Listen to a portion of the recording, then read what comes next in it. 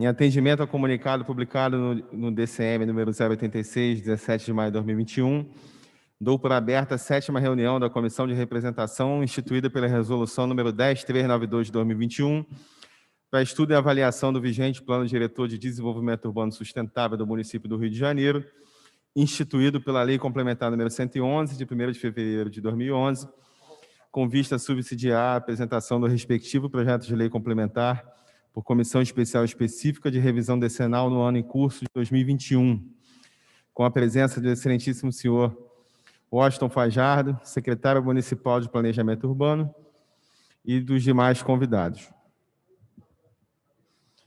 A comissão está assim constituída: vereador Rafael Aloysio Freitas, presidente; vereador Pedro Duarte, primeiro vice-presidente; vereadora Mônica Benício, segunda vice-presidente; vereadora Tainá de Paula, relatora, e os demais vereadores membros: Jorge Felipe, Alexandre Esquerdo, Dr. Rogério Amorim, Rosa Fernandes, Valdir Brazão, Tereza Berger, Thaís Ferreira, William Siri, Vitor Hugo, João Mendes de Jesus, Tânia Bastos, Zico, Felipe Michel, Márcio Santos, Dr.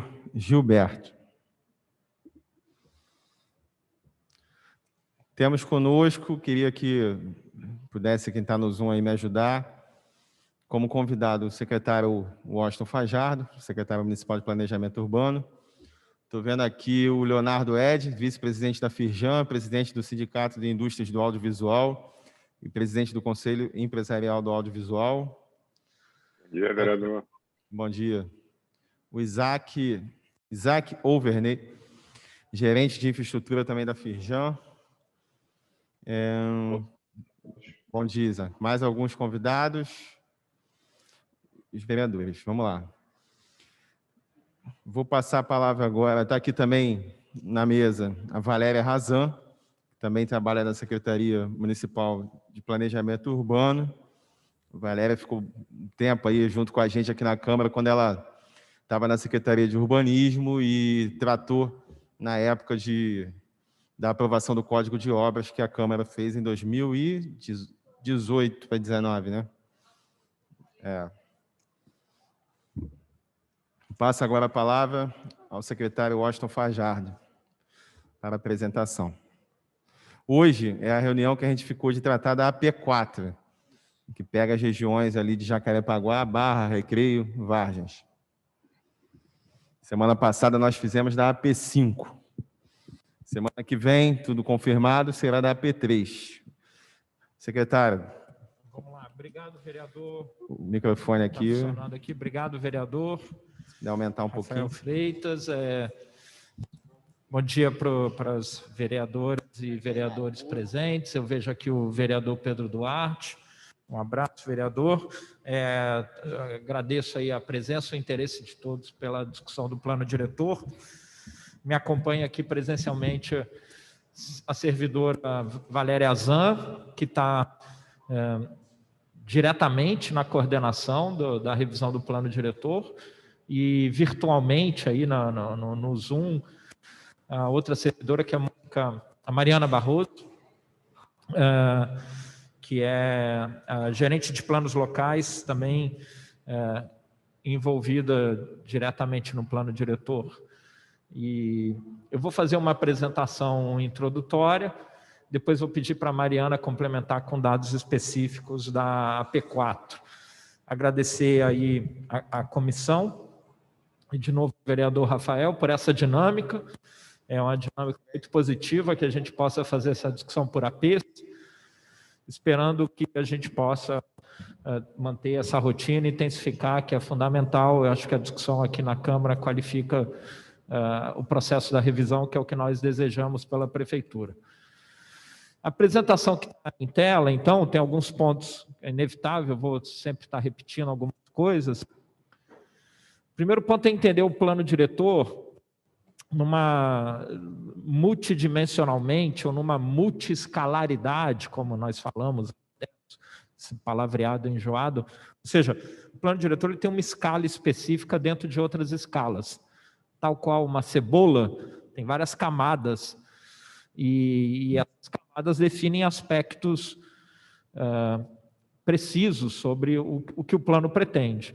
Então, a cidade do Rio, pode parecer que não, mas a cidade do Rio tem uma longa dedicação a fazer planos. Tem o plano Visão 500, que é um plano de 50 anos, que é esse, vamos dizer, a escala do sonho da cidade.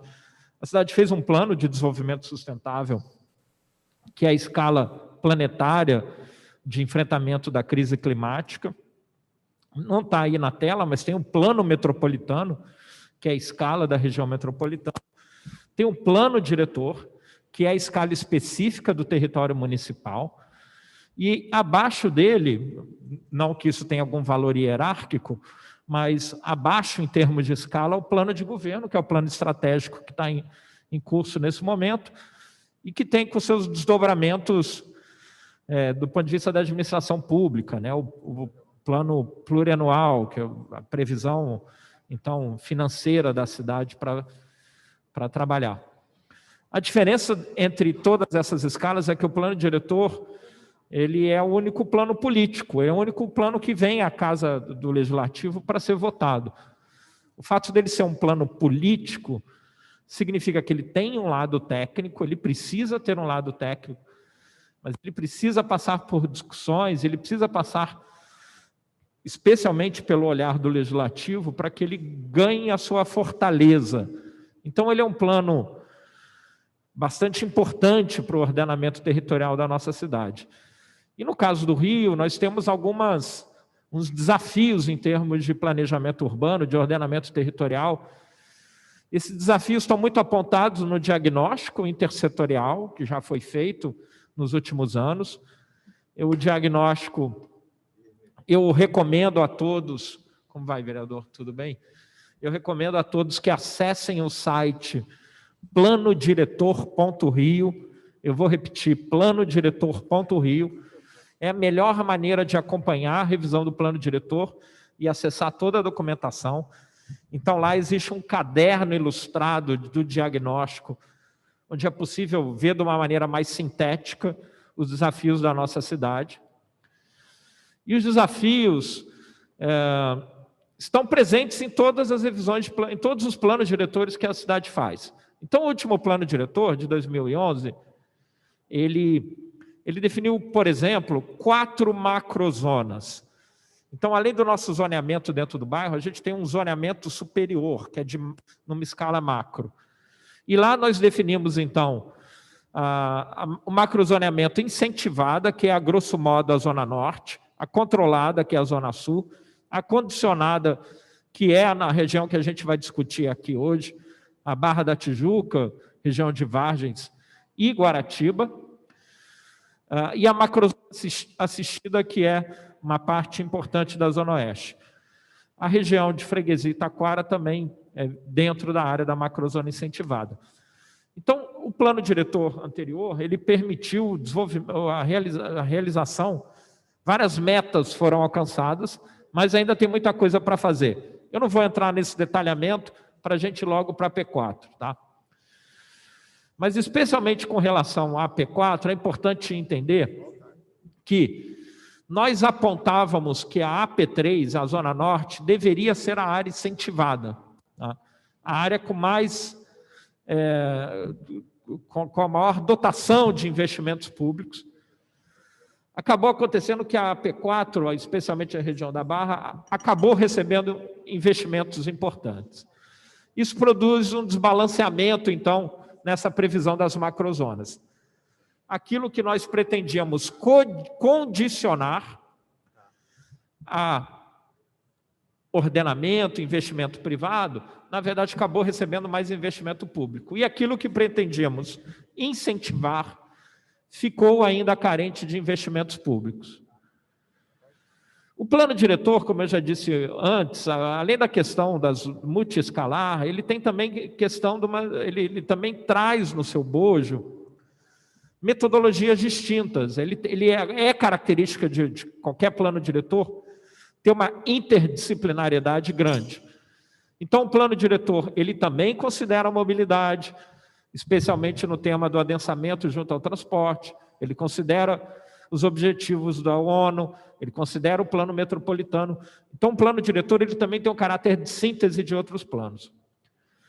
E, especialmente na P4, que nós vamos discutir aqui hoje, os desafios ainda são grandes, ou seja, mesmo ela tendo recebido investimentos que não tinham previsão em planejamento, ela ainda apresenta desafios grandes. O sistema lagunar da Barra da Tijuca está ambientalmente muito fragilizado. O crescimento de áreas informais ainda caracteriza muito a área. A gente não pode esquecer que a Barra da Tijuca ela é fruto de um plano urbanístico específico, feito por Lúcio Costa, que ordenou, né, como dizia Lúcio Costa, já que é inexorável o crescimento nessa direção, que pelo menos a gente faça a previsão de um ordenamento.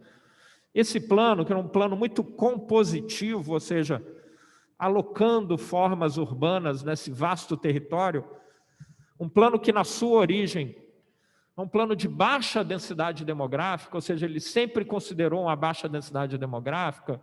Isso era também fruto da visão da época. Por outro lado, o plano Lúcio Costa negligenciou, infelizmente, isso aconteceu várias vezes em vários planejamentos modernistas, negligenciou o transporte público, né? Esse plano foi feito sem nenhuma previsão de transporte de alta capacidade, e especialmente não conseguiu prever a moradia do trabalhador. Então, a Barra da Tijuca vai se desenvolver sem oferecer essas duas infraestruturas essenciais. A habitação do trabalhador é uma infraestrutura urbana e a mobilidade é também uma infraestrutura urbana. Então, observem que somente no último ciclo administrativo, quando a área estava como condicionada, que ela foi receber um metrô, por exemplo. Ao mesmo tempo, o crescimento de áreas irregulares, como o caso do Musema, mas além do Musema, o surgimento de Rio das Pedras, e algo que caracteriza, está presente no Recreio, em Vargens, em várias áreas da cidade, que é uma condominialização do território, e ao mesmo tempo, junto de condomínios de classe média alta, a moradia do trabalhador em favelização. Então, esse é um grande desafio dessa região, que ela, desde a sua origem, não teve contemplado uma previsão de oferta habitacional, não teve previsão de uma oferta de transporte, e não teve uma maneira de enfrentar, então, as suas fragilidades ambientais. Não é à toa, a gente chama de Baixada de Jacarepaguá, então é uma área de muita fragilidade ambiental, e o seu desenvolvimento depende do tratamento dessa questão ambiental. Eu vou passar aqui um pouco mais rápido. O plano diretor já está em curso, a revisão, fizemos um chamamento para entidades, são 111 entidades, já recebemos mais de 10 mil contribuições pela enquete pública, já foram mais de 370 ofertas de sugestões. Nossa previsão, vereadores, é encaminhar para essa casa no final de junho. Nossa previsão não, é o nosso deadline, a nossa meta. Eu falar previsão para o prefeito, ele me mata. A gente vai entregar isso no final de junho. Isso não interrompe a revisão do plano diretor, na verdade, é o primeiro ciclo, e essa discussão continua aqui nessa casa. Rápido, para a gente chegar aqui, então, na parte específica. Então, a P4 tem uma condição insular, que eu acho que é importante a gente destacar, né? Então, não é à toa que é uma região que só vai ter o seu desenvolvimento a partir dos anos 70, né? Essa região ela tem um desenvolvimento inicial pelo loteamento do Jardim Oceânico, por um lado, e do outro lado a região do Recreio dos Bandeirantes, que tem essa denominação até porque é um loteamento feito por um paulista, então a ideia até que é da antiga Rio-São Paulo. Então, essa era uma região ainda de entrada da cidade, as pessoas que vinham, então, seguindo os balneários do litoral norte de São Paulo em direção ao Rio de Janeiro, chegavam pelo Rio de Janeiro, pela região do Recreio. Eu vou tirar a máscara aqui, porque está difícil falar com a máscara. Se eu estiver aqui ferindo algum protocolo, vocês me avisam, mas eu realmente não estou conseguindo. Se tiver uma máscara aí um pouco, a minha máscara está um pouco apertada. Se tiver uma máscara descartável, eu agradeço. Então, isso explica o fato dessa região só ter tido seu arranque de desenvolvimento a partir dos anos 70. Por outro lado, a região de Taquara e Freguesia é uma das 3 regiões que cresce na cidade. Muito obrigado. Eu vou trocar de máscara rapidinho, que essa minha está muito apertada, é difícil de falar. Provavelmente essa audiência aqui hoje é a segunda audiência mais importante hoje do interesse da imprensa, né? Deve estar todo mundo no YouTube assistindo essa audiência do ministro e essa nossa aqui. Então vamos lá, sem piadas. Então essa região ela está condicionada pelos 2 maciços que caracterizam a paisagem da cidade, Tijuca e Pedra Branca. Então, é uma região onde a presença da paisagem é soberba, junto com esse sistema lagunar, e é uma região que, pelo plano da Barra da Tijuca de Lúcio Costa, tinha uma previsão de assumir um papel metropolitano. Essa função metropolitana ocorre a partir das conexões que a região da Barra faz com a Zona Oeste e até em direção a regiões da Baixada, mas a própria região do centro metropolitano ainda não é uma área consolidada. O Rio de Janeiro tem hoje 2 grandes áreas com oferta de terrenos disponíveis para desenvolvimento. Uma é o Porto Maravilha, que são 200 hectares, são 220 hectares, e a outra é o centro metropolitano da Barra, que são 220 hectares aproximadamente. A semelhança de proporção de áreas entre uma oferta de área dessa magnitude na área central e outra na Barra da Tijuca, significa que nós somos uma cidade que precisa fazer uma opção. Acho que esse é o primeiro ponto que eu queria deixar claro. A gente precisa fazer uma opção clara, e essa opção, vou dizer com muita clareza, essa opção tem que ser pela área central. Porque, mesmo com a relevância recente da região da Barra da Tijuca, ela ainda não oferece as infraestruturas necessárias para assumir um protagonismo no desenvolvimento urbano em comparação com as áreas centrais. Então, uma cidade que tem 220 hectares disponíveis no centro e numa outra área cerca de 35 quilômetros do centro, ela precisa optar pela área que tem mais infraestrutura, que é a área central. Os empregos estão no centro, a infraestrutura de transporte está no centro e na Zona Norte. Então, a gente precisa priorizar essa região. Por outro lado, a estrutura urbana ao longo da Avenida das Américas é uma estrutura muito consolidada e que tem uma capacidade de suporte de receber um adensamento controlado, de qualidade, futuro. E o que desejamos até que essa possibilidade de um adensamento controlado, ele possa trazer benefícios para investimentos em infraestrutura de mobilidade. Por isso, vereadores, é fundamental na discussão do nosso plano diretor um instrumento da outorga onerosa do direito de construir, onde temos, então, a previsão de condicionar um coeficiente básico de aproveitamento para toda a cidade de 1 e coeficientes máximos em outras áreas. Nós, como capital, estamos muito atrasados em relação a outras cidades nesse ponto. A outorga onerosa do direito de construir é uma excelente fonte de financiamento da urbanização, a ponto de até poder viabilizar a ampliação dessa infraestrutura de mobilidade. Então, já são mais de 16 capitais aplicando esse instrumento.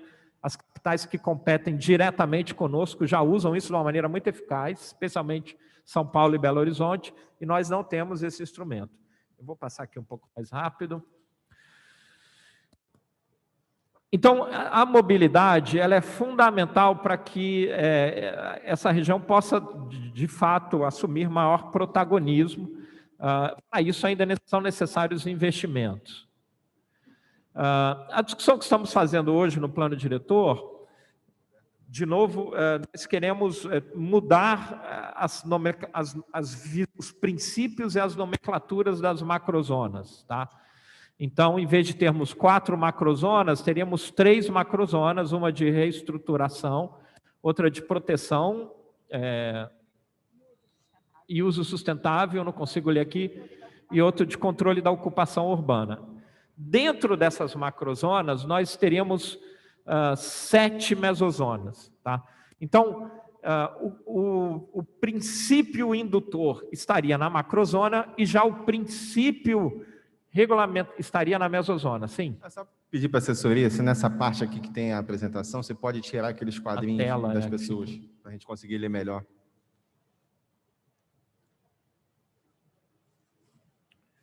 Precisar de mais. Então, isso, em relação ao último plano diretor, representa um maior detalhamento. Tá? O plano diretor de 2011, ele tinha 4 zonas que tinham apenas função de diretriz. E depois ele ia para o zoneamento, mas na verdade ele não ia para o zoneamento, porque o que ainda faz o zoneamento da cidade é, em grande parte, o decreto 322 de 76, além dos PEUs. Esse plano diretor, ele vai promover uma grande transformação nesse ordenamento, porque ele, de fato, irá fazer o zoneamento integral da cidade. Por isso que nós temos áreas da cidade que têm PEUs, e por isso tem zonas definidas, parâmetros recentes, e outras áreas têm parâmetros dos anos 70. Isso explica o fato de somente 3 regiões da cidade terem tanta concentração de produção residencial na cidade. Freguesia Taquara, Campo Grande e a região de Recreio e Vargens, porque são áreas que têm uma oferta de parâmetros recentes. Ou seja, quando a gente oferece parâmetro, a dinâmica imobiliária responde ao parâmetro. Boa parte, eu diria 45% talvez do território, né, Valéria, ainda está sob o controle do 322. Ou seja, uma cidade que ainda tem metade do seu solo com o regramento de 1976, ela vira uma cidade muito fragmentada. Isso significa que a competição entre bairros é muito desigual, isso significa que a nossa formação de preços imobiliários é muito desigual. Por isso que no Rio a gente tem essas áreas que todo mundo quer e outras áreas que ninguém quer nada. Isso é muito diferente de outras capitais brasileiras, que tem uma maior distribuição dessa possibilidade de desenvolvimento urbanístico, obviamente, alicerçado em dinâmica imobiliária. Então, nesse plano diretor, nós teremos as diretrizes, que serão apenas 3, em macrozona, e nas mesozonas seriam diretrizes regionalizadas e condicionadas também a aspectos ambientais. Então, a mesozona de proteção integral, que obviamente são as áreas das unidades de conservação, de uso sustentável, estruturação urbana, que são as áreas vinculadas a transporte, que são as áreas vinculadas à integração metropolitana, desenvolvimento estratégico, são as áreas de vulnerabilidade social, são as áreas que têm também potencial de articulação metropolitana, redução de vulnerabilidades, é o conjunto das favelas, o conjunto das áreas, tudo isso tem muitos mapas e dados e mapeamento. As áreas nós temos hoje um fenômeno que causa apreensão sobre a pobreza multidimensional, mesmo com as políticas sociais, ainda existem famílias que estão completamente fora de qualquer política social ou de assistência social. Inclusive, nós sabemos exatamente onde estão as famílias que não têm nem infraestrutura hidrossanitária. Ou seja, existem ainda no Rio de Janeiro, século XXI, famílias que não têm nenhuma infra de banheiro ou nenhuma infra de cozinha, não tem acesso à água. Então, isso precisa ter um foco no plano diretor. Tá? As áreas de controle urbano, que são as áreas que têm tido crescimento, precisam ter uma maior atenção, as áreas de expansão urbana, e as áreas de qualificação urbana, que é, em geral, a Zona Sul. Ou seja, é uma área que atingiu um status quo urbanístico e que não precisa de receber mais investimentos, ela tem que ser mantida. Né? Então, essas mesozonas, elas vão orientar a definição de parâmetros que estarão nas zonas.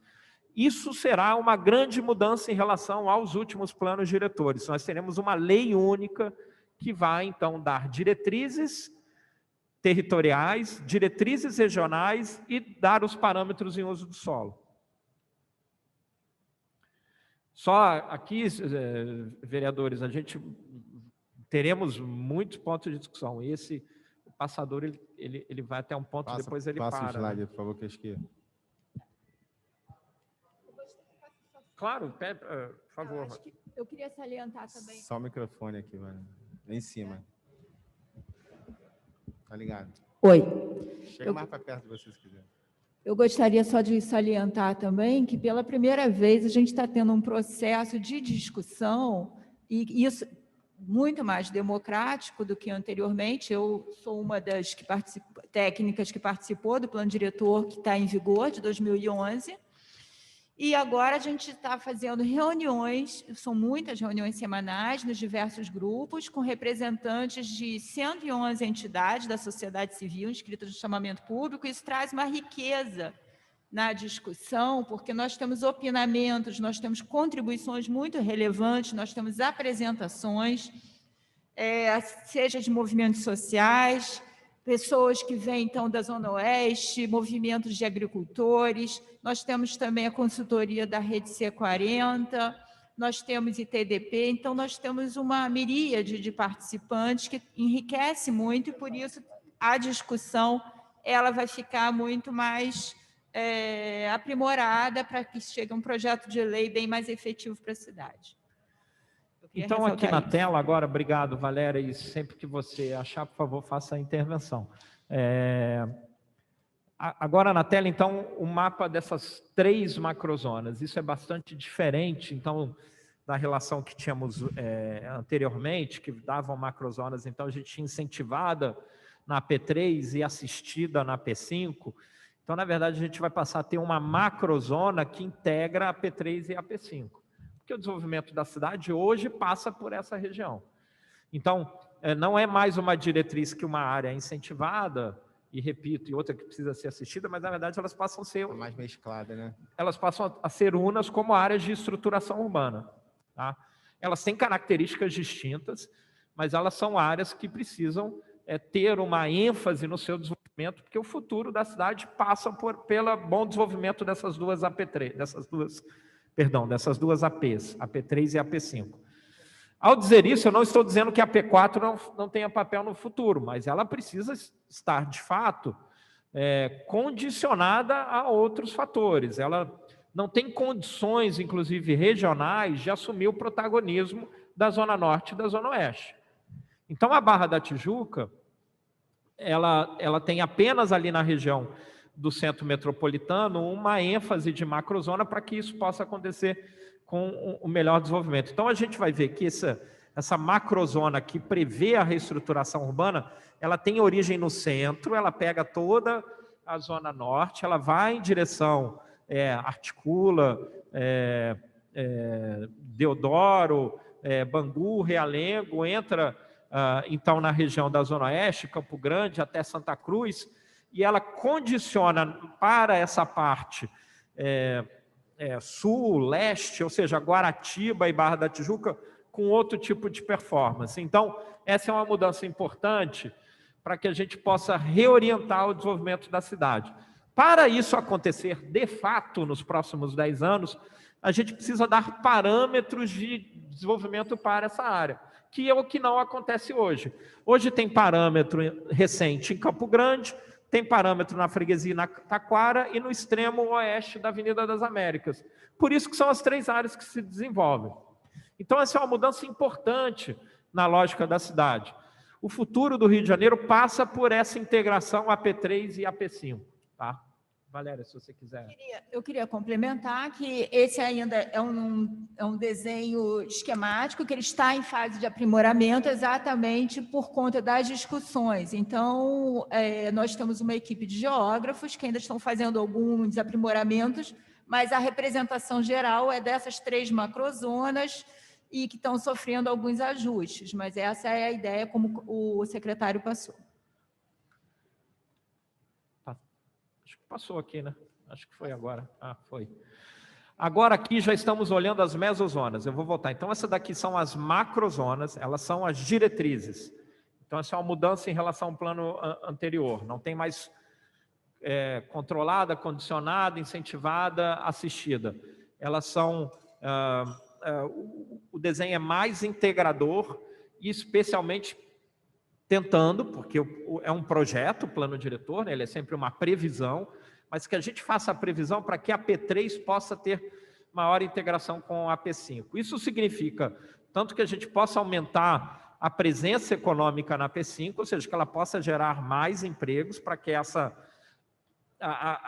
o deslocamento não seja tanto dependente da área central, como também produzir mais habitação na P3, que não produz habitação nos últimos 20 anos. Então, é um contrassenso a área que está tão próxima do emprego não ter uma produção de oferta residencial. Tá? Então, é o balanceamento que a gente precisa fazer de uma certa maneira. Isso é uma mudança importante. E aqui, então, as mesozonas, que já é saindo do grau de diretriz, a gente já vê isso mais com foco, olhando alguns territórios. Eu vou pedir para a Valéria me ajudar nas mesozonas. As mesozonas, elas são um detalhamento das macrozonas, as nomenclaturas ainda estão também em discussão, mas qual a ideia delas? É a aplicação dos instrumentos de gestão do uso do solo para, além da outorga onerosa, nós temos outros instrumentos, como a transferência do direito de construir, nós temos as zonas de especial interesse social, né, que vão entrar também no zoneamento da cidade, e nós temos também mais alguns instrumentos previstos desde o Estatuto da Cidade e que estão sendo implementados agora nessa proposta do Plano Diretor, no título 3.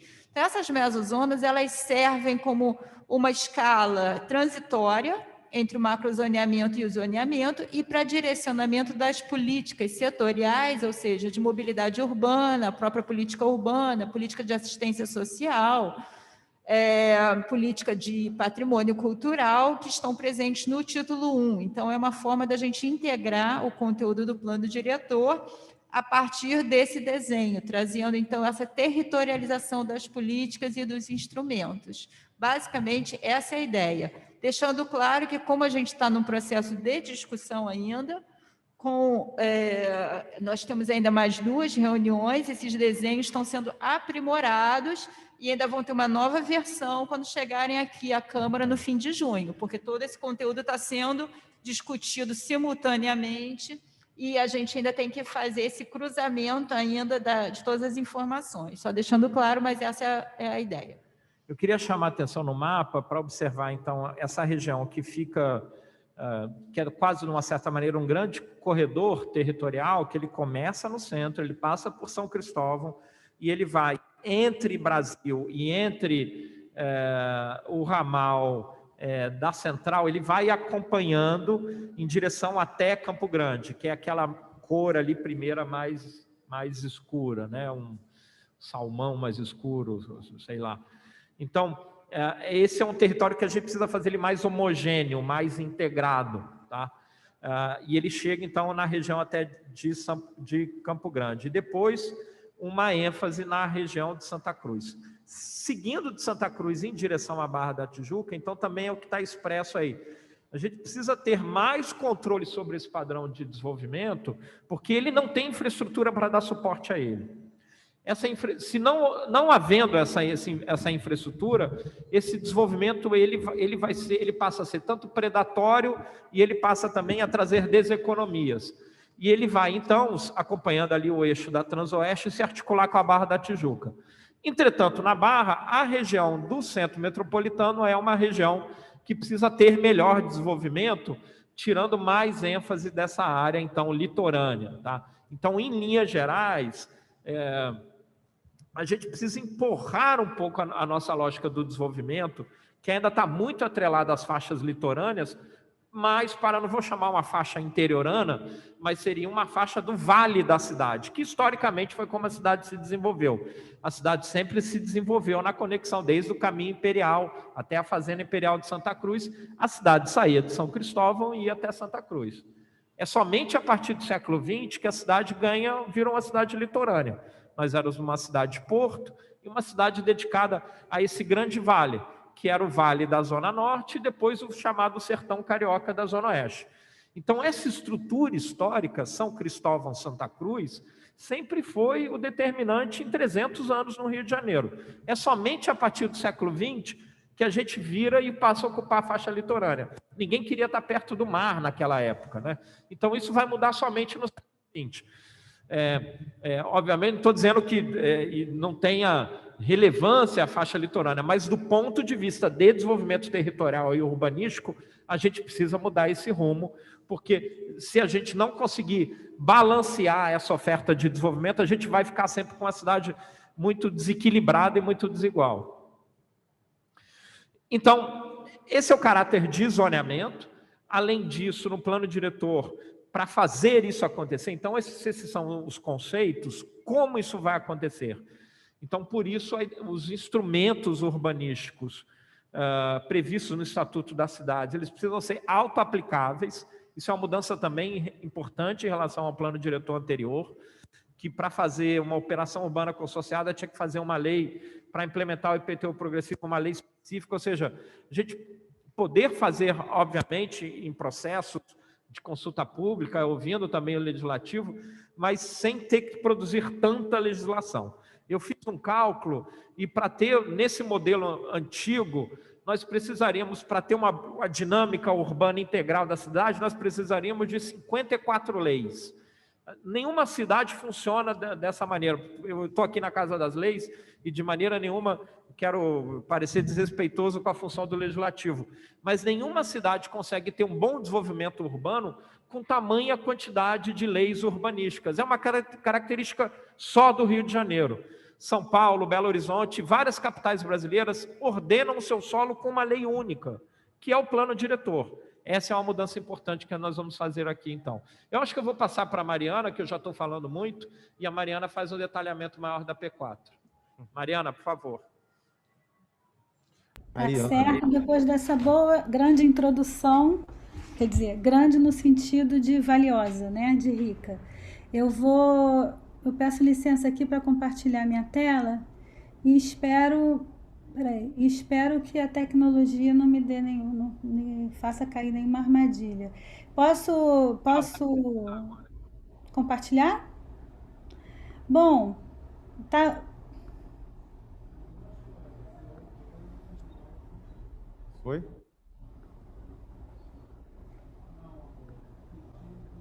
Sim, estão vendo? Sim. Bom, esse daqui é um levantamento, peraí, só um instantinho.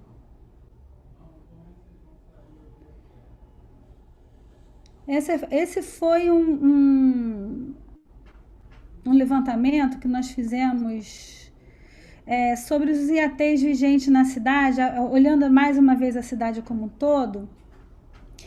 E a gente fez um levantamento sobre os IATs vigentes na cidade, separando por faixas, né? Numa tentativa até da gente, pensando em outorga...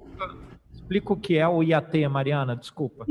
Desculpa, gente. Índice de aproveitamento de terreno, né? Qual o potencial construtivo que os terrenos têm nas diversas áreas da cidade? Então, nós fizemos algumas faixas, né, que a gente chamou de baixa, média e alta. Então, essa área amarela ia ter até 1,5.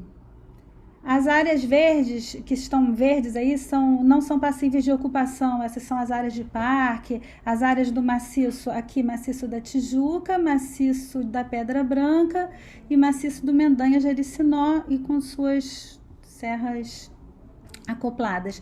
Então, tudo que está amarelo é o de baixa densidade, que tem os IATs no máximo até 1,5. As áreas azuis, elas vão numa faixa até 2,5, que a gente classificou como média. E as áreas vermelhas têm IATs acima de 2,5. Então, a gente vê uma faixa aqui ao longo da Avenida Brasil, né? E algumas áreas aqui que já são do PU Campo Grande. Aqui em Santa Cruz tem alguma coisa, mas na região que nós estamos tratando, a gente vê essa ligação Zona Sul e AP3, AP2 e AP3, AP1, AP2 e AP3, e aqui na AP4, que é o que a gente vai falar hoje, né? A gente tem uma área de média, ou seja, tem IATs muito variados, né, nessa área que a gente chamou de média, mas na verdade eles fica nessa área do plano piloto, ela fica pouco acima de 1. Mas aí eu vou falar para vocês justamente qual é essa dificuldade da gente estabelecer índices para essa região do Plano Piloto Lúcio Costa. A região de Vargens é toda na faixa de até 1,5, e a região da Taquara um índice mais alto.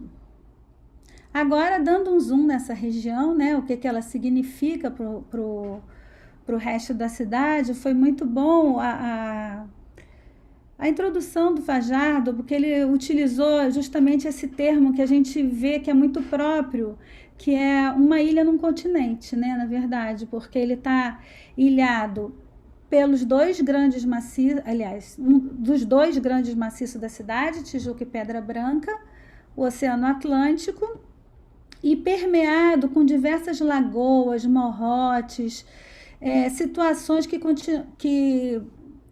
condicionam a ocupação urbana, né? Então, ela realmente é uma área que cria situações bem diferenciadas em seu interior e também nas suas formas de ocupação e momentos de ocupação.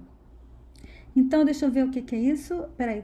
Essa daqui é a inserção dessa região nas mesozonas que o Fajardo acabou de apresentar, e a Valéria também.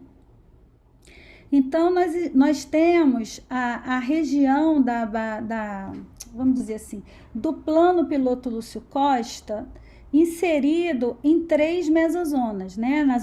Na mesozona de controle e qualificação, que seria a mesozona, aliás, toda a P4, na verdade, que seria a mesozona de controle e qualificação, ou seja, na mesozona que já tem uma ocupação consolidada, que está toda permeada de áreas onde as questões ambientais ou a possibilidade de ocupação está atrelada à observação, à fragilidade ambiental e à observação prioritária das questões ambientais na possibilidade de ocupação, mais ou menos isso. E essas áreas vermelhas são a redução da vulnerabilidade e estruturação, ou seja, são áreas que exigem um certo cuidado na sua ocupação, por ter uma vulnerabilidade urbanística, assim, do ponto de vista social e de estruturação. Ela ainda precisa ser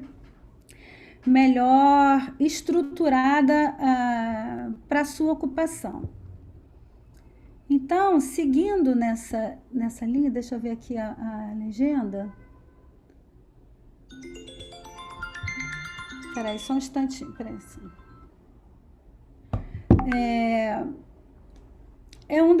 Na verdade, é a mesma macrozona, só que numa outra escala. Então, o que a gente tem aqui? Esse é o zoneamento proposto. Desculpa, esse é manual ou é proposto? É proposto. Esse é proposto. Tá. Esse é o proposto, mas eu queria falar um pouco do zoneamento em vigor atualmente, porque eu acho que me ajuda a entender. Logo, Mariana, para a gente... Tá certo, tá bom. Então, essa área em azul, na verdade, é a área do que a gente chama... era só para dizer para vocês, eu vou falar aqui mostrando, né? Essa região toda está sob o comando, né, do decreto 3.046, que foi o decreto que espacializa o Plano Piloto Lúcio Costa, o plano da Baixada de Jacarepaguá, né? Idealizado pelo Lúcio Costa. E ela é uma região, assim, toda planejada na sua ocupação. E a inserção dela num zoneamento é um desafio, porque ela é toda composta por subzonas, cada subzona com uma característica que faz referência com planos de ocupação estabelecidos em desenhos, em PALs, os parâmetros estão nesses planos de aprovação, de loteamentos aprovados, né, que davam as volumetrias e elas foram absorvidas. Toda essa volumetria passou a fazer parte, esses projetos passaram a fazer parte dos parâmetros de ocupação dessas áreas, como também ela tem disposições diferenciadas dentro dessas subzonas, nessa área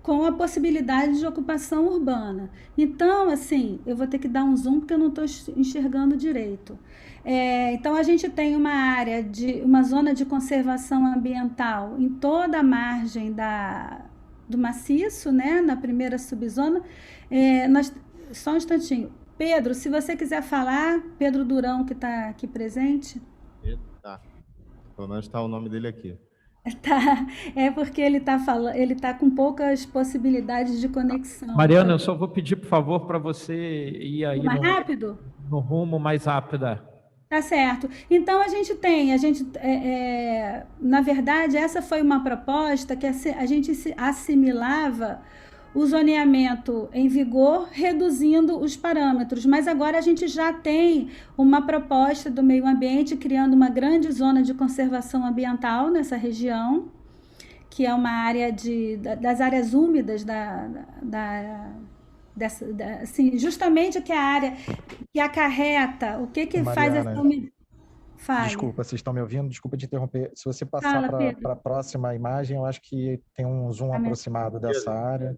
O microfone aberto. Gente, desculpa, eu vou pegar aqui a condução, porque a gente precisa dar um ritmo aqui, tá?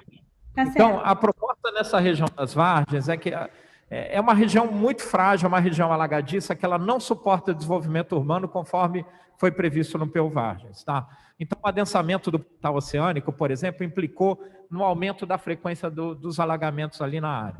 Então, para ir direto ao ponto, essa região de Várzeas, ela não tem como suportar o desenvolvimento que está previsto para ela nas legislações vigentes. A gente precisa proteger mais a área. Ela tem mais valor ambiental do que valor de crescimento urbanístico. A ideia é restringir mesmo. A ideia é restringir, isso é fundamental para... Eu vou chegar nesse ponto. Então, o vereador que perguntou sobre Minha Casa Minha Vida. Então, a gente precisa, o plano diretor, ele tem uma perspectiva de 10 anos. Então, em linhas gerais, nós não podemos ter o protagonismo que a P4 vem tendo nos últimos 20 anos, 30 anos. Tá? Assumir o protagonismo do desenvolvimento urbano da cidade, e essa condição, a sua própria condição, isolada territorialmente de outras regiões da cidade, tornam muito desafiador que isso possa acontecer dessa maneira. Nós precisamos entender especialmente a estrutura fundiária da P4, que é uma estrutura de grandes terrenos e poucos donos. Isso explica muito o fenômeno do seu crescimento e do seu desenvolvimento. Grandes propriedades e poucos donos acabam, então, fazendo com que essa produção do mercado possa ser mais controlada. Isso explica vários fatores do protagonismo dessa região no desenvolvimento urbano da cidade. Em comparação a outras áreas que têm uma quantidade enorme de terrenos e de donos de terrenos que não conseguem ter desenvolvimento. Então, a nossa cidade tem feito um desenvolvimento urbano que coloca um protagonismo em 5, 6, talvez 10 donos de terreno, em detrimento de uma cidade que tem milhões de donos de terreno. Então, isso é um ponto fundamental nessa estrutura. Agora, obviamente, é uma área consolidada. É uma área que tem tido um desenvolvimento e uma prioridade. Então, o que nós precisamos é consolidar a área do Plano Lúcio Costa, que é a área que entendemos como Barra da Tijuca, especialmente no seu extremo oeste, a região de Várzeas, das Várzeas, precisa ter mais proteção ambiental do que desenvolvimento urbano. Isso não quer dizer que não vá haver nenhuma construção, não. Mas essa construção ela deve priorizar a condição ambiental. Tá? Então, a gente precisa ter especial atenção, especialmente com algumas lógicas. A área é alagadiça, logo, deixa eu fazer prédio mais alto, porque aí eu consigo fazer estaca profunda. O impacto ambiental é igual. Quando nós falamos de áreas alagadiças, nós falamos de um perfil geológico que está em subsolo. E não é só geológico, mas é também botânico e biológico, ou seja, tem vários ecossistemas e tem um sistema, inclusive, de aquíferos que se integram nesse subsolo, e não basta você achar que a estaca profunda possa dar um bom desenvolvimento.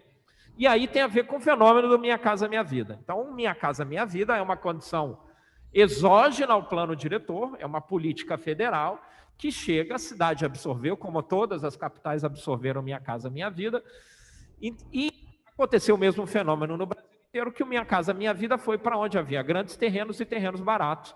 Por isso que a gente teve uma produção muito impactante no sentido negativo da palavra na Zona Oeste e, inclusive, impactando essa região de Vargens.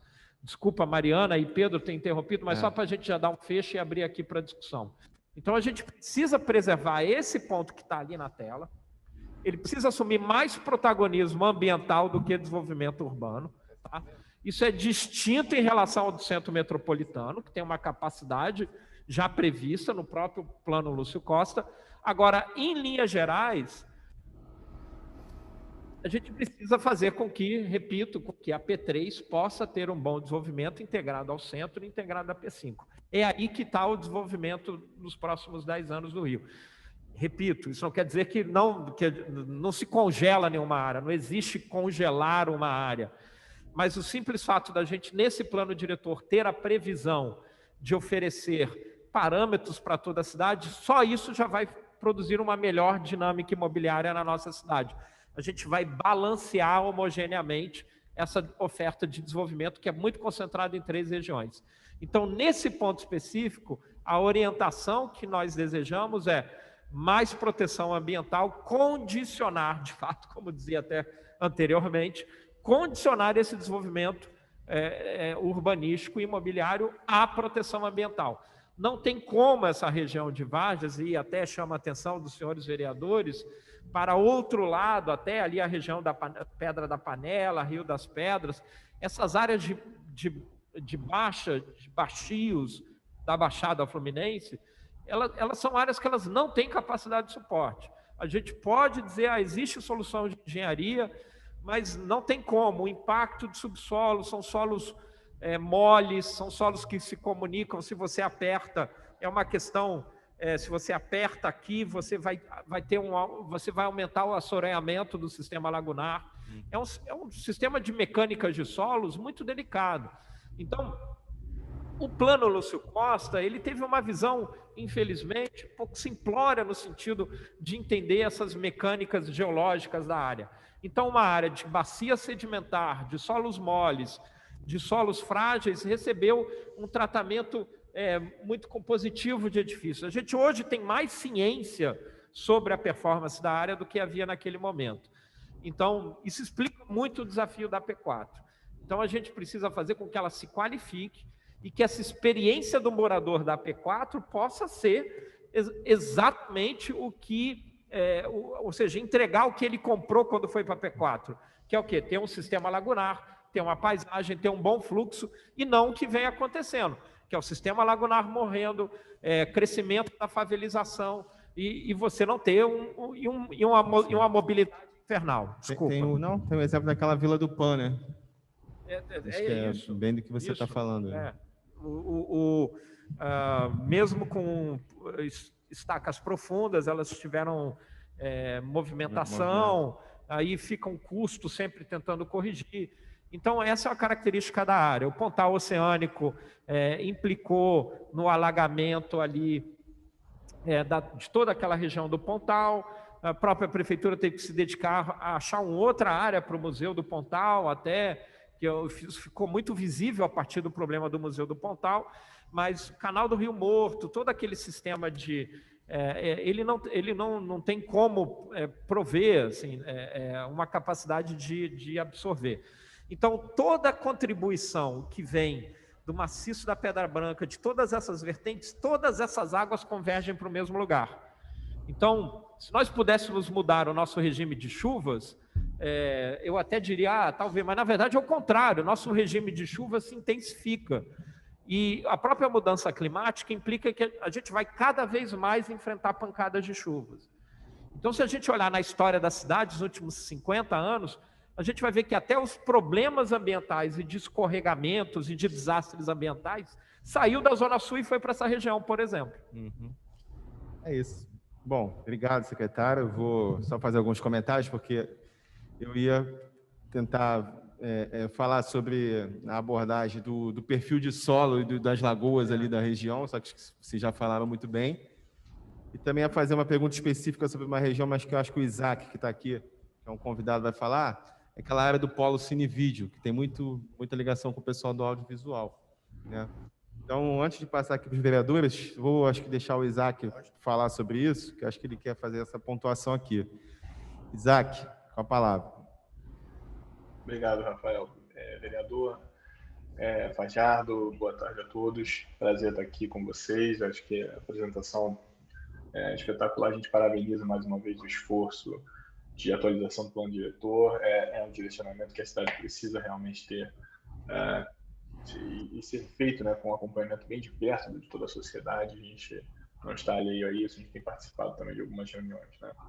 Eu quero fazer uma fala bem breve, além de parabenizar pelo trabalho feito, só destacar em relação à P4 2 pontos. Tá? O primeiro, acho que o vereador Rafael já comentou, que é em relação ao potencial da indústria de audiovisual nessa região. Né? A gente tem já instaladas algumas infraestruturas, algumas não, diversas infraestruturas são importantíssimas para o setor audiovisual. Né? A gente pode falar um pouco da estrutura da Rede Globo ali na Serra dos Bandeirantes, da Rede Record também. A gente também tem o Polo Cinevídeo ali na região do Belardo Bueno. Então, entre outros setores, né, a gente também tem indústria hoteleira localizada ali. Então, há um potencial, né, uma conjunção de fatores, a instalação de uma espécie de distrito voltado ao setor de audiovisual, né, com potencial de geração de empregos e dinamização daquela região. Né. Aproveitando que já tem instalado e desenvolvendo também os equipamentos que estão ali e podem ser melhor aproveitados, como o próprio Rio Centro, né, o IBC, ali o próprio Parque Olímpico também. Então, é um aspecto que a gente entende que deve ser levado em consideração, o potencial daquela região dentro da P4 para desenvolvimento do setor audiovisual, que já está ali instalado e que pode vir a se instalar ali com geração de empregos, de atração também de investimentos, de grandes produtoras, né, como o próprio Netflix hoje, que tem produções no Brasil e muitas vezes acaba utilizando a cidade do Rio de Janeiro, o seu próprio atrativo, né, da cidade como ponto turístico, como potencial para a indústria do audiovisual. Então, ter esse distrito equacionado é algo que a gente entende que tem muita importância e que pode ser melhor explorado. A gente vem trabalhando numa proposta de definição dessa área, né, numa área de 5 quilômetros, mais ou menos, nessa região da Belardo Bueno, Estado dos Bandeirantes, pegando essas infraestruturas, que a gente pretende apresentar ao secretário Fajardo, a vocês, quando o mais breve possível. A gente está fechando uma proposta, mas acho que já é um ponto que merece uma consideração em relação a isso. E um outro ponto que eu entendo que é importante, que foi bem colocado também pelo secretário, é a proteção das áreas industriais já existentes, né, do que a gente já tem de potencial industrial já instalado na região. E aí na P4 é impossível não falar da região da Estrada dos Bandeirantes, da indústria farmacêutica ali instalada, né? Não só a indústria farmacêutica, mas a gente tem também outras fábricas de bebidas, por exemplo, instaladas ali na região da Taquara, ali, né, no final ali da Estrada dos Bandeirantes, como a Coca-Cola. A gente também tem Ambev ali perto também. Então é importante que o plano diretor leve em consideração a proteção dessas áreas, né, de indústrias já instaladas, que já existe uma certa cooperação ali, principalmente na indústria farmacêutica, ao longo dos laboratórios instalados pela Estrada dos Bandeirantes. Então, a proteção dessas áreas ela é fundamental para que esses empregos sejam mantidos ali, você não tem necessidade de deslocamento da população que está e que reside naquela região para um outro bairro, né, que afeta, com certeza, a infraestrutura de transporte instalada. Então, a gente já tem um potencial industrial ali colocado, tanto farmacêutico como da indústria de bebidas, entre outras indústrias que estão ali instaladas na região da Estrada dos Bandeirantes. É importante que a gente garanta, dentro do zoneamento, dentro da orientação que vai ser dada no plano diretor, uma proteção a essas áreas para que haja a permanência do emprego naquela região que já é densamente, já é muito densada. Né? Eu acho que esses dois pontos que eu queria destacar, parabenizar mais uma vez e dizer que a Firjan está à disposição dos senhores para discutir esses e outros pontos também relativos ao plano diretor. A gente mantém o diálogo sempre aberto com vocês. Muito obrigado. Obrigado, Isaac. Só para avisar que as inscrições estão abertas, né? Vou fazer 3 perguntas e vocês fazem os comentários. Passar. Passar agora a palavra ao vereador Felipe Michel, que tem uma atuação já destacada na P4 há algum tempo. Felipe, a palavra. Boa tarde, meu nobre amigo, vereador Rafael Luz de Freitas, meu irmão. Boa tarde também, Rogério Amorim, meu outro irmão. Secretário, primeiro, parabenizar ao seu trabalho, a toda a sua equipe, e dispensa comentários, a minha admiração pelo seu amor à nossa cidade, pelo seu prazer de servir.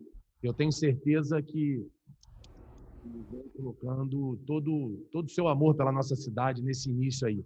Tenho certeza absoluta, admiro muito o seu trabalho e espero que consiga desenvolver todos os planos todos você vem construindo e coloque em prática agora na nossa cidade, que a nossa cidade precisa. Então, parabenizo toda a sua equipe, parabenizo todos os vereadores presentes. Dizer que aquela região ali da P4, moro ali naquela região, sei o quanto ela, por um período, foi abandonada pelo poder público, ela teve um crescimento desordenado, com várias restrições, principalmente as pessoas com CPF e CNPJ, e atrapalhou muito o desenvolvimento da região de forma clara, de forma que leve, melhore até para o poder público com a questão dos impostos, com toda a questão do crescimento. Ali foi uma desordem muito grande, a falta de fiscalização, e que o que a gente viu, até a gente fala muito em comunidades, em favelas, invasões, mas a gente vê também a classe média, a classe alta, invadindo de forma desordenada, o que só valoriza os grileiros, só valoriza poder paralelo, o que só as especulações, e aquela região ali foi uma região que sofreu muito com esse crescimento. A gente vê em toda a região, Jacarepaguá, Barra, Recreio, Vargens principalmente, o que a gente vê hoje, secretário, no plano viário, ali a gente não conseguiu, hoje é cada vez mais o transporte ilegal ali naquela região também, o que a gente só vê desvalorizar ultimamente. Infelizmente, ali a região, a gente vê que parou muito, a gente teve um boom imobiliário naquela região, o que é uma região de um valor enorme, continua se sustentando pela sua beleza natural, a sua beleza já vocacional, só que a gente vê que várias pessoas que queriam investir ali na região, pessoas sérias, e a gente estacionou. Então, secretário, o que eu espero, não só como vereador da minha cidade, mas como morador da região da P4, é que a gente consiga, nesse plano diretor, ordenar. Eu sei que vai ser difícil a gente conseguir arrumar todas as questões daqui para trás, porque, como você falou, a questão do Rio das Pedras é uma questão crônica, que eu não sei se tem solução, até queria questão da Rio das Pedras, Vargens, algumas regiões ali de Jacarepaguá, se tem solução daqui para trás, ou se a gente só dá para olhar daqui para frente. E o que eu espero, a gente nesse plano diretor ali naquela região, que a gente intensifique isso, a gente consiga dar uma enxugada e consiga realmente organizar não só essa questão do crescimento, mas a questão também do nosso plano viário, porque a gente vê que o ilegal tomou conta. Se faz necessário flexibilizar ali critérios, mas com muita responsabilidade, porque senão a gente, uma região que as pessoas tinham prazer de estar hoje, cada vez mais ficam preocupadas. Então é isso que eu espero e pode contar conosco aí nessa questão. Obrigado, Rafael, Rogério, todos os vereadores, secretário, conte conosco, porque ali eu já ouvi dizer o seguinte, Rafael, muito conhecedor da política, eu nunca vi um prefeito da cidade sem ser o mais votado ali daquela região. Então, é uma região que mexe com a cidade. Então, só isso. Obrigado, vereador Felipe Michel. Passar a palavra agora ao vereador doutor Rogério Amorim.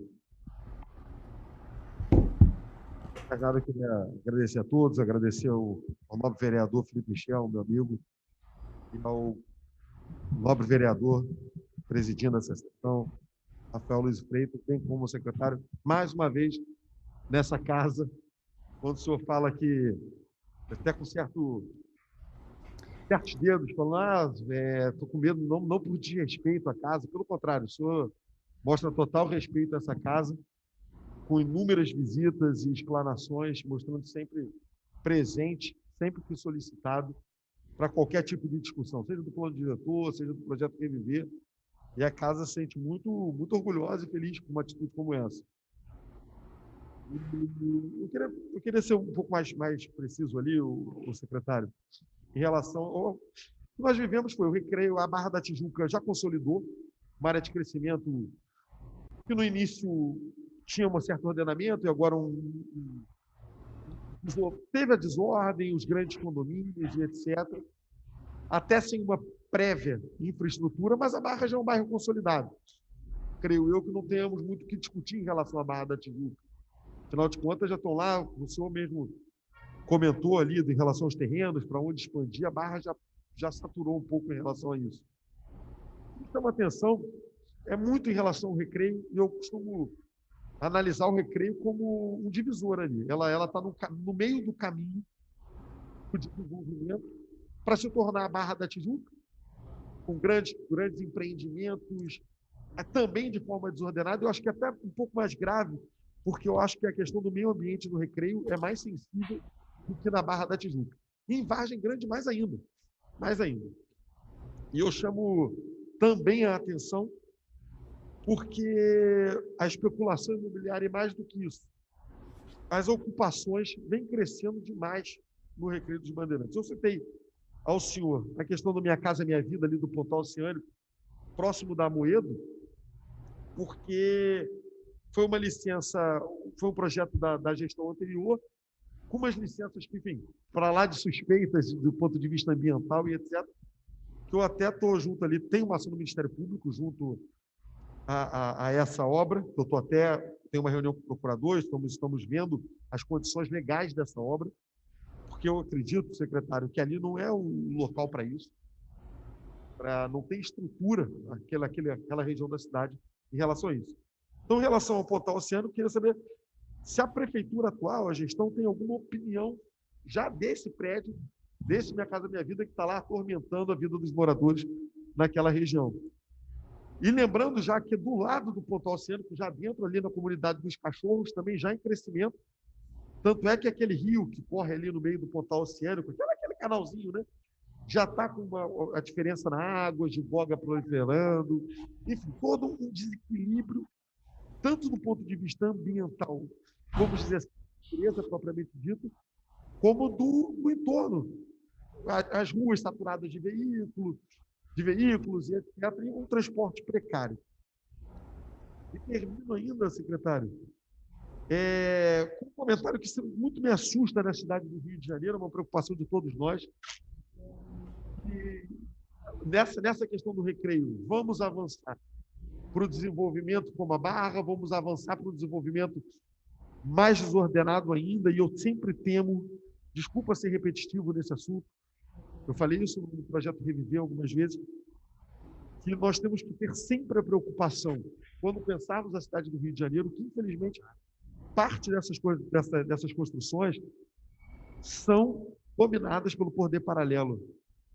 Imagine o peso disso numa região como o Recreio, como a Barra, não em qualquer lugar do Rio de Janeiro, mas numa região ali, do peso e de como vai impactar na cidade inteira um domínio da criminalidade, seja tráfico, seja milícia e etc.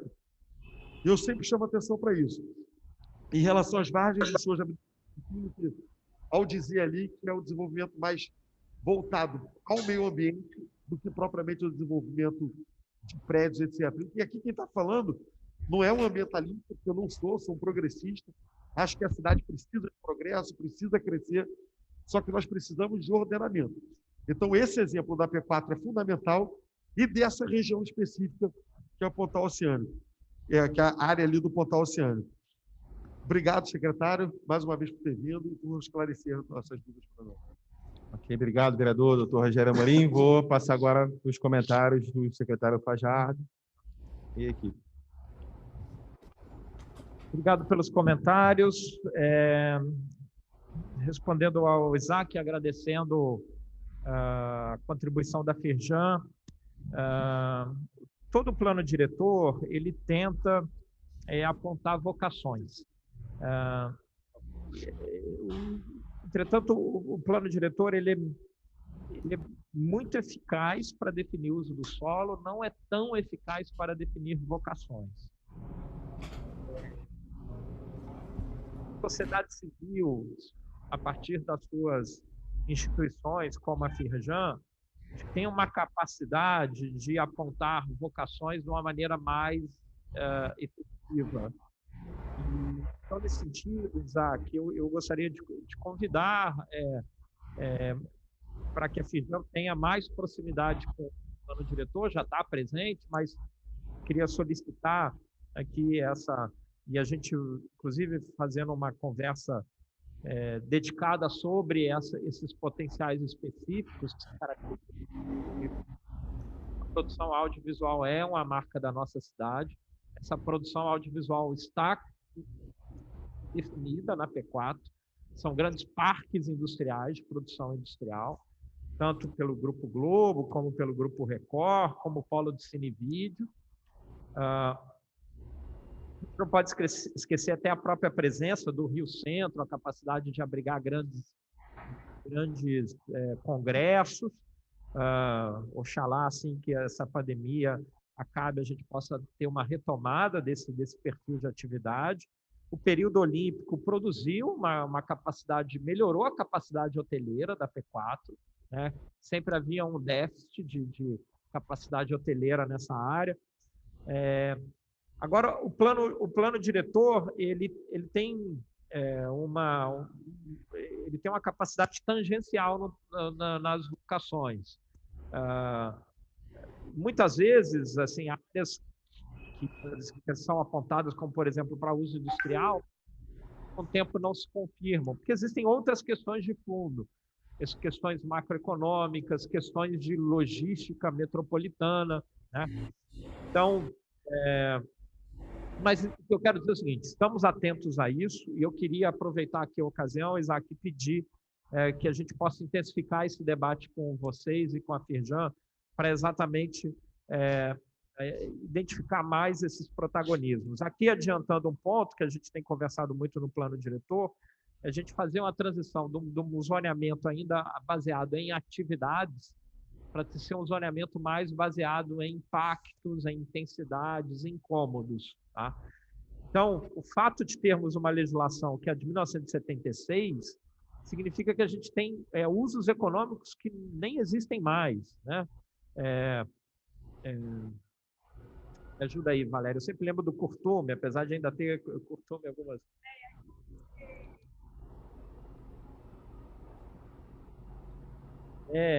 taxidermista, aquele que empalha animais. Então, a gente tem uns usos assim que não fazem o menor sentido, já desapareceram, e a gente tem que mudar isso, até porque as dinâmicas econômicas hoje são muito rápidas. Surgem novos negócios que você não tem nem como dizer que é aquele tipo de atividade. Quem imaginar 10 anos atrás que a gente ia ter uma discussão intensa sobre aplicativos de entrega ou aplicativos de corrida? Então, a gente tem um grau de inovação no ambiente privado que não tem como. Se a gente continuar insistindo em fazer um zoneamento baseado em atividade, não vai dar conta das inovações que o ambiente privado produz. E, da mesma maneira, eu estou falando econômico, inclusive social também. As pessoas vivem de uma maneira hoje que é muito distinta. Eu, dando um exemplo pessoal, eu fiz 18 anos e virar adulto era ter a carteira de motorista, né? Minha filha está com 21 e nem está preocupada com isso ainda. Então, tem uma mudança cultural também muito intensa. Os jovens não estão mais preocupados em ter carro como a minha geração teve. O ter o carro significava ser adulto. Hoje não quer dizer mais nada. Agora, por outro lado, há um interesse em coabitação, em trabalhar no mesmo lugar que se mora. Há uma ideia até de trabalhar de uma maneira mais flexível, a ideia do coworking. Então, eu posso fazer meu trabalho com o meu computador, eu posso fazer meu trabalho em qualquer lugar. Obviamente, isso ainda é para uma parcela da sociedade, né? Ainda tem uma parcela da sociedade que não consegue alcançar isso. Mas isso também aponta, por exemplo, quando a gente olha, inclusive, para as áreas mais vulneráveis, a gente vê o grau, e a gente, olhando, por exemplo, os estudos do Instituto Locomotiva e da CUFA, eles mostram que todas as pesquisas em favelas mostram que as pessoas mais querem é ter um negócio próprio, querem empreender, querem abrir seu negócio, e a gente que conhece favela sabe que isso está visível na paisagem. Então, a gente precisa ter uma legislação que possa regular e ordenar, mas ao mesmo tempo que não possa impedir esse desejo das pessoas de prosperidade. O desejo de prosperidade não é só da classe média ou dos ricos, é de todo mundo. A gente vê, especialmente nas áreas mais vulneráveis, que as pessoas também estão interessadas em serem prósperas. Então, eu queria pedir, gentilmente, que a gente possa, Isaac, aumentar esse debate com a Firjan. É muito importante para a gente. Agradecer muito ao vereador Felipe Michel. Estamos muito atentos à P4. Entendemos que o plano diretor não é uma panaceia, mas nós temos uma necessidade de ter um plano diretor, no mínimo, mais atualizado em comparação com outras cidades. Eu vou colocar de fato dessa maneira. Muitas vezes, eu quero fazer uma grande inovação. Olha, no mínimo, senhores vereadores, a gente precisa ter um plano que seja muito semelhante às outras cidades. Até por uma lógica, de novo, de competição entre cidades. Não faz sentido cidades que estão tão próximas de nós terem bons planos diretores, que também não são planos diretores geniais, mas são pragmáticos, fazem um trabalho de casa bem feito, e a gente tem um regramento urbanístico muito ruim. Esse regramento urbanístico é que vai explicar essa sensação de desordem, e especialmente na P4, até fiz um croquisinho aqui, a gente tem essas vias que não são implantadas, né? E a gente vê, às vezes surge, tem aqui um condomínio todo murado, às vezes a gente fica com situações, então você tem uma área que é toda murada e um lugar que deveria ter uma rua feita por investimento público, a rua não acontece, e você tem aquelas favelas que acabam acontecendo em arruamentos não implementados. Especialmente no centro metropolitano, na Via 8, isso aparece marcadamente. Então, a gente precisa ter uma maneira, de fato, e tem razão o vereador, esse regramento não pode ser muito, quando eu digo ordenar e preservar, não é, vereador, de maneira nenhuma, impedir que não possa ter atividade, mas a gente precisa trazer as pessoas para a regularidade. Agora, o plano diretor, ele nunca consegue fazer o que a fiscalização faz. Então, a fiscalização ela é fundamental. No plano diretor atual, nós estamos prevendo sistemas de monitoramento mais avançados, para que a gente possa acompanhar mais, não descobrir só daqui a 10 anos o que deu certo e o que deu errado. A gente vê mais para e passo como é que está indo, mas a fiscalização é fundamental. E especialmente essas áreas, que são áreas de expansão urbana, e são áreas que têm uma vastidão territorial, a gente precisa ter mais concentração de servidores atendendo, de serviço de fiscalização acontecendo. E, da mesma maneira, a gente deveria usar mais tecnologia para acompanhar isso. Não faz sentido a gente imaginar que ainda a fiscalização seja somente uma pessoa na rua, etc., quando a gente pode fazer isso por drone, por imagem de satélite, etc. Da mesma maneira, vereador, a questão dos investimentos. Ordenar significa fazer com que os investimentos possam acontecer de uma maneira melhor. Tá? E é isso, eu falei, o fato, por exemplo, o sistema circulatório que deveria acompanhar o sistema lagunar não foi implementado até hoje, né? Ou as circulações que saem, quem faz ali o Itanhangá, vai em direção a Anil, em direção a Taquara, as circulações dessas áreas. Dentro da própria P4 também existe uma região, ganha muito protagonismo, é como se não houvessem outras regiões, né? Eu sou oriundo do Campinho, e conheço bem aquela área, mas a gente vê ali Taquara, Camorim, toda aquela área que quer ter um bom desenvolvimento e parece que o desenvolvimento fica só nessa área da Avenida das Américas, né? Como se fosse ali fazer América e não existem outras realidades dentro da P4. A gente está muito... Exatamente, a gente está muito atento a isso. Tá? Isso explica muito o fato de, então, entender que essas áreas é como se fossem periferias da P4, quando, na verdade, são as áreas mais históricas da P4. São as áreas que, na verdade, começaram a ter desenvolvimento maior. Com relação ao Minha Casa Minha Vida, isso está presente na fala do vereador Rogério Amorim, mas tangencialmente em outras falas. O Minha Casa Minha Vida ele virou uma distorção. Ele deveria ter mantido o foco nesse daqui, que é a população com 0 a 3 salários mínimos. E, na verdade, o foco dele hoje é de 3 a 6 e de 6 a 10. Então, ele é um subsídio farto, generoso, sem risco para o promotor imobiliário e que está, na verdade, fazendo um mercado popular com subsídio público. E essa população não tem nada. Então, até no caso Verde Amarela, que é a consequência, ele já acabou sendo interrompido. Concluindo no vereador Felipe Michel, acho que é isso. A gente precisa, de fato, ordenar mais a AP4 e tirar dela essa ideia de que aqui é o lugar do desenvolvimento para resgatar essa ideia de lugar prazeroso, de lugar de vida amena. E quem optou por lá, hoje está muito frustrado, né? As pessoas que optaram por uma casa, por um condomínio, hoje tem uma experiência urbanística muito ruim porque não consegue se deslocar e outros fenômenos. Até a insegurança aumentou muito lá. Com relação ao vereador Rogério Amorim, alguns pontos eu já citei aqui. Com esse ponto específico desse Minha Casa Minha Vida, eu vou ter que investigar mais e passo a informação para o vereador. Acho que ele obteve um licenciamento, isso é da administração passada, mas o que eu posso já antecipar é o que eu disse. Está no bojo do conceito do Minha Casa Minha Vida, que ele virou meio que um processo, e até eu tenho sempre apontado isso, que é até um paradoxo, que um governo que tinha compromisso com entregas sociais criou um programa habitacional que criou um problema urbanístico no Brasil inteiro. Não é só no Rio de Janeiro. Minha Casa Minha Vida está estudado pelos acadêmicos, tem papers que mostram que o Minha Casa Minha Vida produziu o efeito contrário. Os aluguéis aumentaram, não diminuiu nada do déficit habitacional, tá? O nosso déficit habitacional é igual, antes do Minha Casa Minha Vida. Os aluguéis subiram substancialmente no Brasil inteiro, porque quando você faz uma expansão urbana, você coloca mais terrenos dentro do sistema. Isso significa que a formação dos preços, toda ela cresce. Então, os aluguéis aumentaram em todas as capitais, muito em função do Minha Casa Minha Vida. E não alterou nada a realidade das áreas centrais. As áreas que têm emprego, as pessoas não conseguem morar mais próximas dos empregos.